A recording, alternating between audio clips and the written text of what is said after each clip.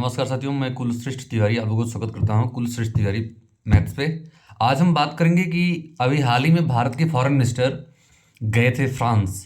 तो वहाँ के फ्रांस के जो राष्ट्रपति हैं एमैनुअल मैक्रोन, उन्होंने कहा कि countries like India do not want to be anybody's vessels, says Macron as Jaishankar meet in Paris.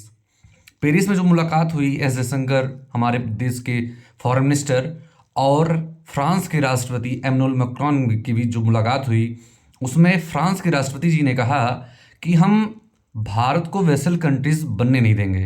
Vessel countries का मतलब क्या होता है, इसके बारे में हम बात बताते हैं आपको। वेसल स्टेट ऐसे स्टेट को बोला जाता है जिसमें लिमिटेड सोवरेनिटी, कहने के लिए केवल कागजों में वो इंडिपेंडेंट कंट्रीज रहेंगी, लेकिन limited sovereignties internal governance might remain, but external relation like defence trade diplomacy, ये कोई दूसरा देश क्या क्या डिफेंस ट्रेड डिप्लोमेसी, ये कोई दूसरा देश दूर बैठ करके उस देश को मॉनिटर करेगा। इस बात की कड़ी निंदा की है फ्रांस के राष्ट्रपति एमैनुअल मैक्रोन ने।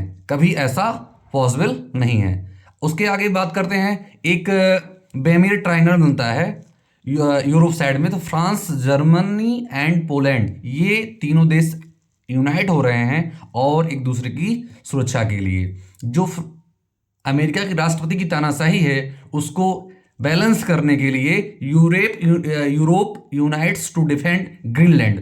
Germany, France and Poland declare it is not for sale, या कोई देश नहीं है या कोई ऐसा सब्सटेंस नहीं है जो जो अमेरिका है वो कुछ डॉलर दे करके हमारे देश को खरीद लेगा। ऐसे इतने हल्के में हम नहीं हैं, कहने का मतलब कुल मिला के ये है।